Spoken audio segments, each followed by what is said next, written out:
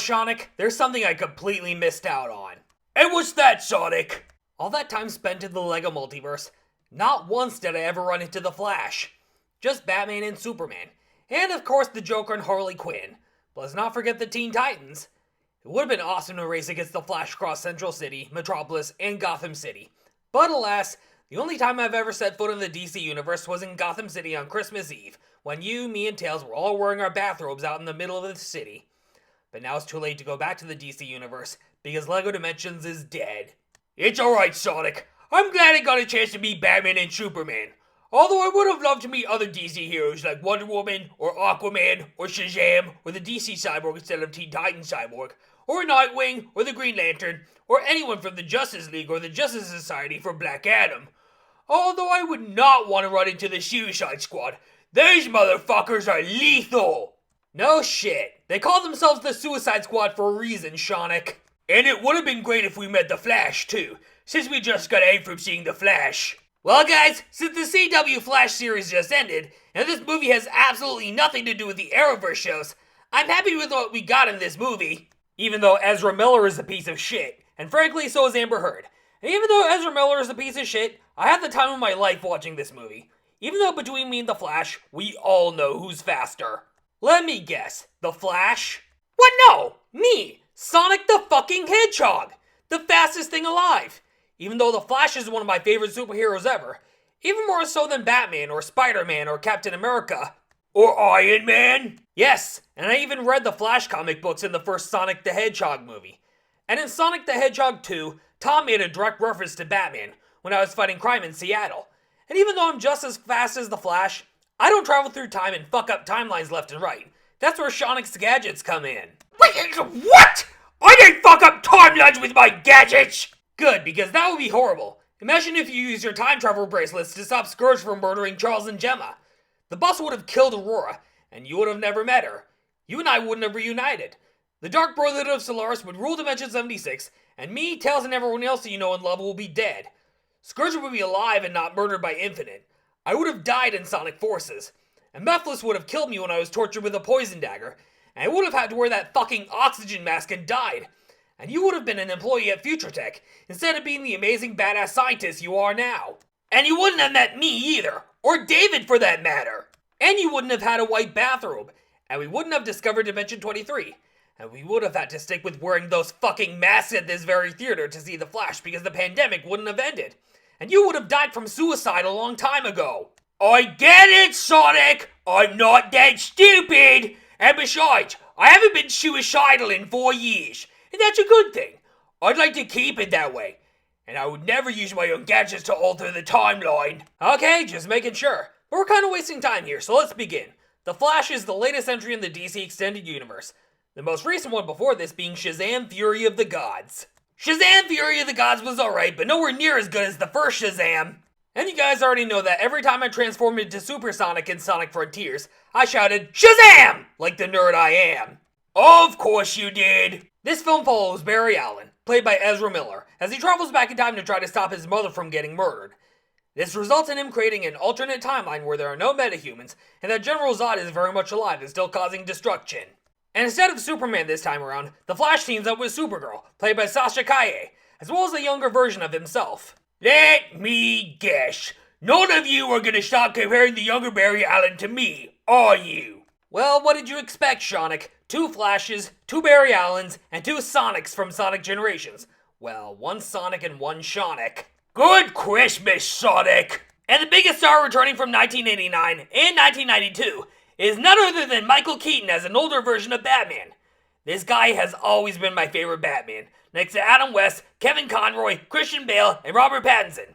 Val Kilmer was alright, George Clooney was awful, and Ben Affleck made a damn good Batman. I'm not gonna lie, my heart shattered when I first learned of Kevin Conroy's death this past November. So did mine. Before we saw this movie, a friend of mine showed me the 1990 Flash pilot with John Wesley Shipp. That film was really damn good. I recommend you go check it out when you get the chance. This film is a loose adaptation of the Flashpoint storyline in the Flash comics. Kinda like how 1989 Batman was loosely based on The Dark Knight Returns and The Killing Joke. And according to James Gunn, the new king of DC Entertainment, and soon to be director of Superman Legacy, The Flash is gonna reset the DC Universe. and every film after it will lead directly into this all-new universe of films, animation, live-action TV shows, and even video games. Imagine that! Video games that tie in with movies and TV series, and are part of the same interconnected stories that James Gunn and Peter Safran intend to tell. When I first learned about this, I was kinda skeptical. But I am looking forward to seeing the stories that James Gunn and Peter Safran want to tell through their movies, animation, live-action TV series, and video games. So far, they only confirmed a small portion of projects called Chapter 1 Gods and Monsters. And the very first project we're getting is Creature Commandos, an animated series on Max. I missed when it was called HBO Max. Now it's just called Max. I just can't believe they're rebooting Harry Potter as a TV series. I mean, come on. The Harry Potter movies are perfect the way they are. But I am open to see where they're gonna go with this new Harry Potter series. Let's see here. There is also a live-action series called Waller, based around Viola Davis's take on Amanda Waller, Lanterns, Paradise Lost, and Booster Gold. And now for movies, we got Superman Legacy, The Authority, The Brave and the Bold, Supergirl Woman of Tomorrow, and Swamp Thing. The second season of Peacemaker is still gonna happen, but it'll be a few years before that happens. And video games will bridge the gap between films and series. They were also being developed so audiences who do not play video games will not lose any overall story elements. But since we're all gamers, we've got to play the games once they come out. And the games could take about 4 years to make. Imagine if Marvel did the same thing, where there were MCU video games that bridged the gap between movies and TV shows. But alas, Kevin Feige would do no such thing. Of course, there were video games that tied in with movies, like Lego Marvel's Avengers, Iron Man, The Incredible Hulk, Iron Man 2, Thor God of Thunder, and Captain America Super Soldier. And let's not forget Activision's Spider-Man 2, which is one of my favorite games ever, and X-Men Origins Wolverine, a video game that was miles better than the movie it was based on. But that is a different category, David. I like what James Gunn is planning to do with video games. That's gonna be exciting. Okay, no sign of Eggman or Metal Sonic, so we're good. Alrighty then, let's get started. This is The Flash. Sonic, since you're the fastest thing alive, why don't you get started? So after we get a plethora of old logos for both Warner Brothers and DC, we cut to Barry Allen ordering an insanely unhealthy sandwich that Shaggy would call a masterpiece. Something you should know about the Flash is that he has a very high metabolism. Like if he's hungry, he can't run fast. Well, I'm fast, and I don't rely on eating chili dogs in order to run fast. I was born with these powers, and frankly, so is Seanic. Well, about that. You see, when I lost my memories following our mom's death, I lost the ability to run fast. But when I got them back following the deaths of Charles and Gemma, I got my super speed back. And that's when I knew that I was indeed the twin brother of Sonic the Hedgehog. Alfred then calls Barry to tell them that there's an important Justice League mission that needs his attention, but he can't go very far without eating anything. So then, after being admired by fans, he takes off like Sonic the Hedgehog. Throwing me under the bus, are we? I'm right here, you know. Zowie, Sonic. The Flash is basically looked down upon by the rest of the Justice League, while Batman, Superman, and Wonder Woman do most of the difficult work. And we don't even see Superman in this movie since Henry Cavill got the boot following his final appearance as Superman in Black Adam. But we do see Gal Gadot again as Wonder Woman, after a brief appearance towards the end of Shazam! Fury of the Gods. Her appearance in The Flash is also very brief, as she only appears in one scene and never again. Also, Ray Fisher is no longer there. Ray Fisher deserved better than what fuck Whedon did to him on the set of that garbage excuse of a Justice League movie. Oh, God. That movie should never be allowed to exist. If there's one person I would send to the Phantom Zone, besides Ezra Miller and Amber Heard, it would be Joss Whedon. And Ben Affleck just spends a good chunk of the opening scene riding around on his bad bike, kind of like what Christian Bale used in The Dark Knight. He's trying to stop a bunch of criminals from releasing a deadly virus, which thankfully isn't COVID. And Ben Affleck doesn't have that fucking voice synthesizer, unlike in Batman v Superman. And of course, Jeremy Irons returns as Alfred for one final time. So now it's up to Barry to save a hospital full of babies and a therapy dog from falling into a sinkhole. But Barry goes for the fucking vending machine first, because he needs to eat something, anything, to go through the Speed Force. What makes me sad about this movie is that the rest of the Justice League appear, except for Henry Cavill and Ray Fisher. I mean, we did see Henry Cavill one last time in Black Adam, and Ray Fisher said fuck you to DC and called it quits. Ray Fisher deserves so much better. So the Justice League saves the day, with Batman and Wonder Woman doing most of the work. Barry doesn't get a whole lot of credit, but we do get to see his life outside of being the Flash. His father is facing trial for the death of his mother, in which his father is completely innocent, and his love interest is Iris West, who appeared in Zack Snyder's Justice League in a sequence that perfectly introduces Barry Allen. Not unlike the theatrical cut, in which they made him a fucking clown. Ezra Miller had some funny moments in this film, but in the theatrical cut of Justice League, their jokes felt forced. But here they actually land. Sure, the younger version of Barry can be annoying as hell sometimes, but that's expected when you team up with a younger version of you. Of course the two Captain Americas in Avengers Endgame beat the crap out of each other, and Doc Brown and Marty McFly weren't allowed to interact with their younger selves, as it would fuck up the space-time continuum. And I never used my time travel bracelets to see myself as a kid, because like I said, timeline goes down the toilet. One thing Barry can do is phase through walls as a result of his body vibrating at supersonic speeds. Something that I cannot do, despite me being the fastest thing alive. I don't cause my own body to vibrate and I go through walls. I am not Vision, and I'm certainly not Elliot Page's character from X-Men The Last Stand and Days of Future Past. That'll be neat to do. If you want, I can make a special gadget that can allow you to phase through walls. Oh sure, why don't I just phase through the girls' bathroom wall so I can see Amy and Blaze in the bathroom? No! Absolutely not, Seanic! What the fuck are you thinking? So Barry then visits his childhood home as he recalls the day his mother was murdered. Apparently she forgot to get tomatoes from the supermarket, so she sends Barry's father to go get them. But by the time he gets home, his mother dies. Barry then runs really fast, tapping into the Speed Force and traveling back in time. Something else I cannot do with my super speed. Sure, I can make things slow down around me, and I do a bunch of silly things to bad guys and people at the piston pit. But I can't phase through walls, and I can't travel back in time with my own speed. But in the Sonic the Hedgehog movies, I can generate electricity with my speed. But here in Dimension 76, I can't do that. And I can't fucking swim. Also, some of the CGI in this movie can be as laughably bad as MODOK from Ant-Man and the Wasp Quantumania. Such as seeing Barry's face shut out from the Speed Force in front of the Barry trying to save the babies. Barry tells Bruce Wayne that he can travel back in time to stop his mother from getting murdered, but he warns him of the consequences of meddling with the timeline. Something I warned Seanic about with his time travel bracelets. Seanic, I already told you that I would never use my time travel bracelets to stop Charles and Gemma from being murdered by Scourge. I'm not that kind of time traveler. Sure, I've taken us to 1964, following the 2021 Tokyo Olympics, but that was only to take in the sights and sounds of 1964, when the 1964 Tokyo Olympics were taking place. We were never going to screw up the timeline. Good, and we don't want that. Barry goes back in time to the day where his mother dies, and he prevents it from happening because he put the tomatoes in the shopping cart. All seems to be going well at first, till he runs into his younger self. The best way to tell the difference between the two Barrys is their hairstyles. They're in the year 2013, when the events of Man of Steel are supposed to be taking place. Barry ends up in this timeline after being knocked out of the Speed Force by another speedster, who's actually an older version of the younger Barry from the future. I know it's confusing. This movie has plenty of confusing plot points, but it all makes sense eventually. The younger Barry can be irritatingly annoying at times, but that is expected when you run into your younger self. Oh, if I met my younger self, I'd be embarrassed. Why? It's best that I don't go into that. One missed opportunity this film had was to have two different actors play Barry, instead of Ezra Miller playing both versions of Barry. It would have been nice to see Grant Gustin as an alternate version of Barry, but then again, we did see Grant Gustin and Ezra Miller in the same scene together in the Arrow episode of Crisis on Infinite Earths. Spider-Man No Way Home did this with 3 Spider-Men, but they couldn't have done something like that with The Flash? What the fuck? But then again, Calvin, this movie is pretty much DC's take on Spider-Man No Way Home, with 3 Batman actors appearing in the same movie. But unfortunately, Ben Affleck and Michael Keaton don't appear in the same scene together. It's like a Doctor Who regeneration, where they change actors spontaneously. But we do see David Tennant and Matt Smith appear in the same scene together as the Doctor.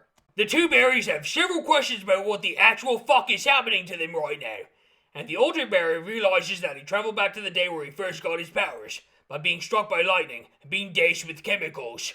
And one such way that we know the timeline is fucked is because Michael J. Fox did not play Marty McFly in Back to the Future. It's actually Eric Stoltz, while Michael J. Fox plays Ren McCormick in Footloose instead of Kevin Bacon. And Kevin Bacon plays Maverick in Top Gun instead of Tom Cruise. Imagine if Drax and Mantis abducted Michael J. Fox in the Guardians of the Galaxy Holiday Special instead of Kevin Bacon. That would just be wrong.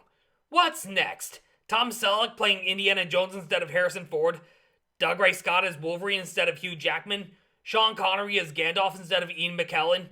Will Smith playing Neo instead of Keanu Reeves, and Val Kilmer playing Morpheus instead of Lawrence Fishburne in The Matrix. Hell, even Tom Holland as Sonic, Paul Rudd as Donut Lord, Bryan Cranston as Dr. Eggman, Jason Momoa as Knuckles, and Jacob Tremblay as Tails. Bitch, please. Ben Schwartz is the obvious choice to play me. Would you ever imagine me with Tom Holland's voice? It just wouldn't fit at all. Just like how Jim Carrey and Idris Elba are perfect as Eggman and Knuckles respectively.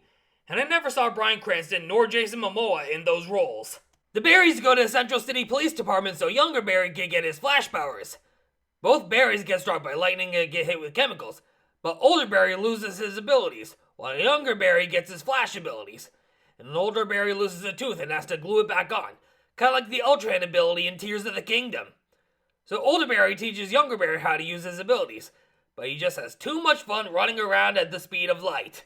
I run at the speed of sound, and the Flash runs at the speed of light, but who's faster? The Flash?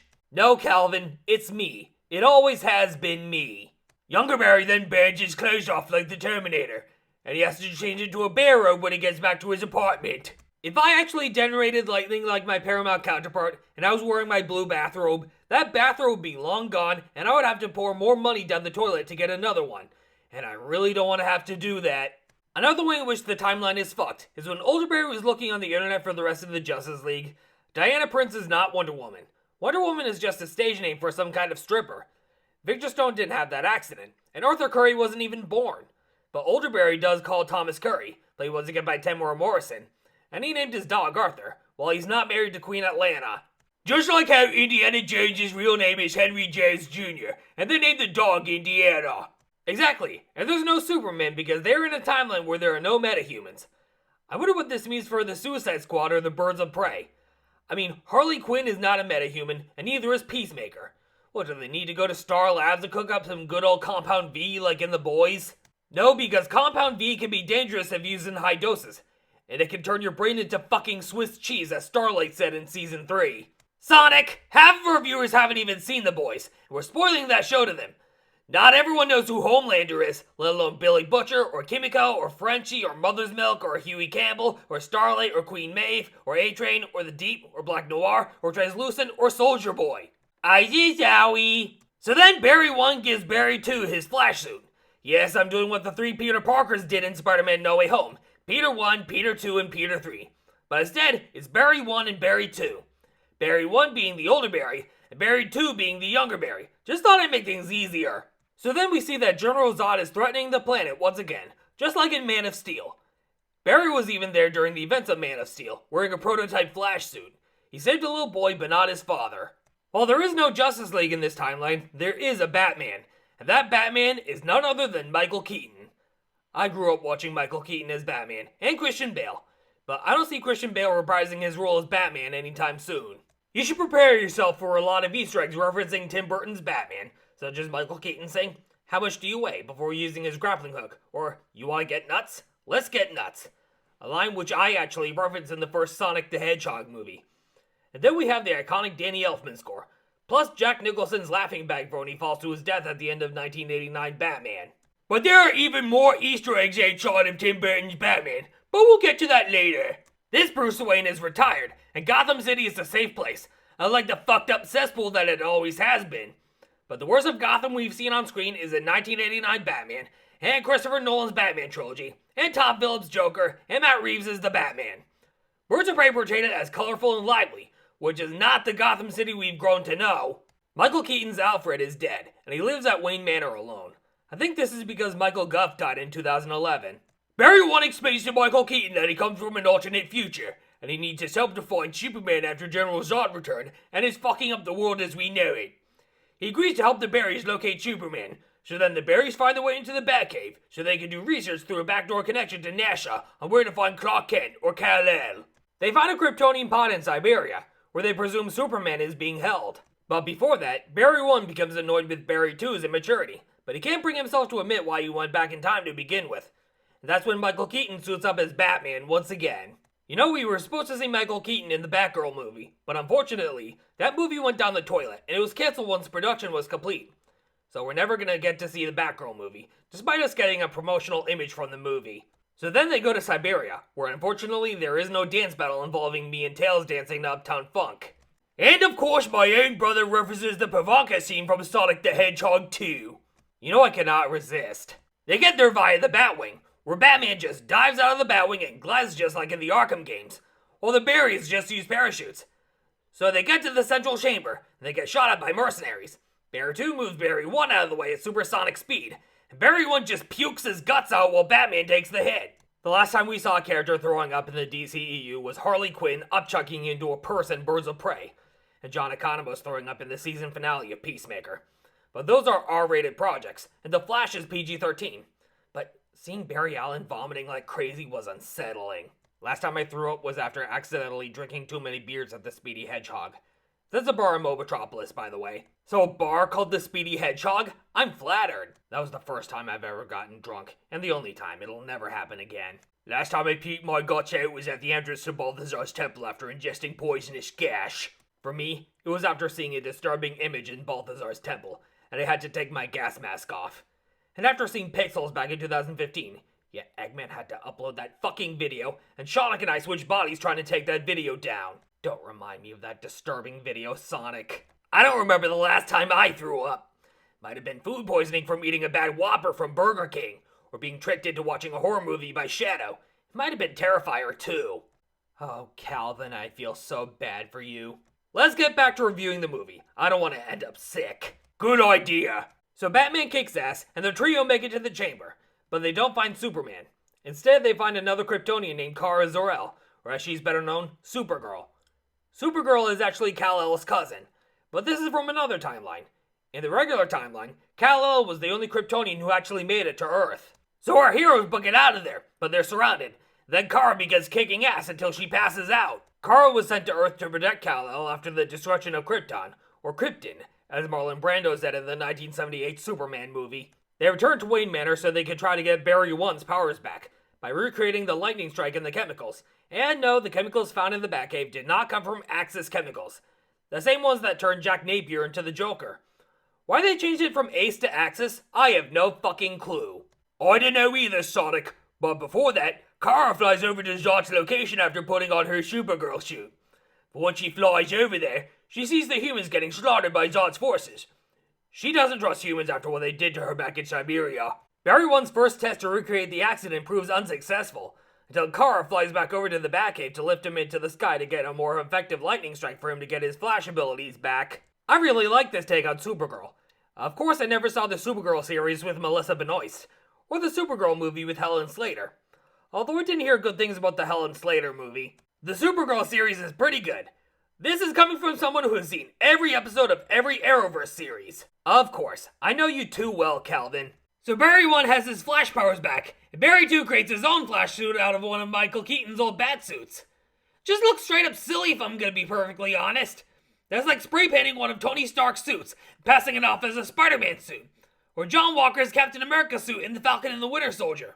Or Miles Morales spray painting one of Peter's old suits to create his own Spider-Man suit in Spider-Man Into the Spider-Verse.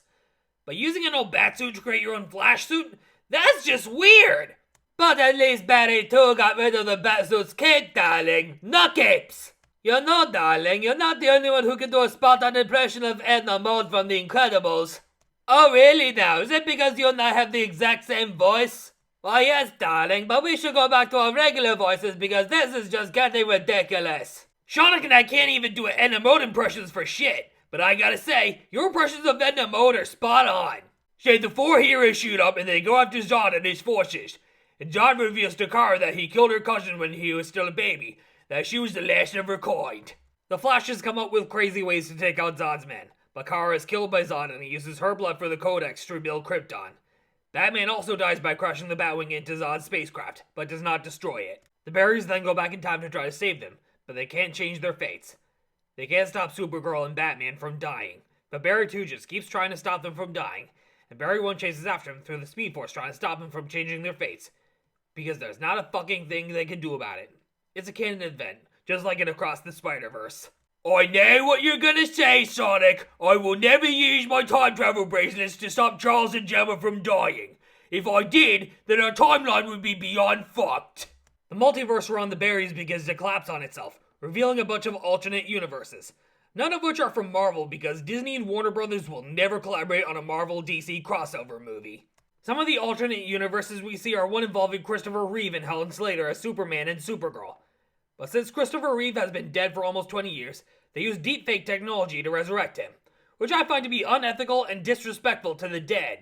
They couldn't have gotten Brandon Routh to reprise his role as Superman? Apparently not. But we also see another universe in which Nicolas Cage is Superman, after his movie was never produced. But Nicolas Cage does voice Superman in Teen Titans Go to the Movies. Now that got a huge laugh out of me. I mean The Flash, not Teen Titans Go to the Movies. We also see archive footage of Adam West as Batman, as well as George Reeves as Superman from the 50s. And now we get to see the evil speedster that threw Barry 1 into 2013 to begin with, trapping him. This is in fact an older version of Barry 2, who still believes that he can save his own world from Zod, and prevent the deaths of Bruce and Kara. But Barry 1 wants to fix the timeline by letting his mother die, and the evil Flash doesn't want that. So he kills Barry 2, thus erasing the evil Flash from existence. Barry then makes it back to the supermarket in which his mother is shopping, and he tearfully removes the tomatoes from her shopping cart. A scene that made all four of us tear up, knowing that this is Barry's final time he gets to see his mother before her inevitable death. After returning to his regular timeline, Barry's father is proven innocent at the trial after Barry provides new evidence after getting the tomatoes back on the shelf. But then, another moment that got a huge laugh out of the audience. Barry gets a call from Bruce, but by the time he arrives at the scene, it is not Ben Affleck. It's George fucking Clooney! Who the fuck is this? Yes, David, those were Barry's actual words upon seeing George Clooney for the first time. The only time in a PG-13 rated DCEU movie where we hear the word fuck.